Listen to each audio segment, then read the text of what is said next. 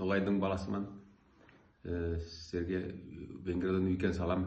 Біздің екі район Қыпшақ болып яшаймыз. Өкінішлі болып бізді тіл ұмытылған.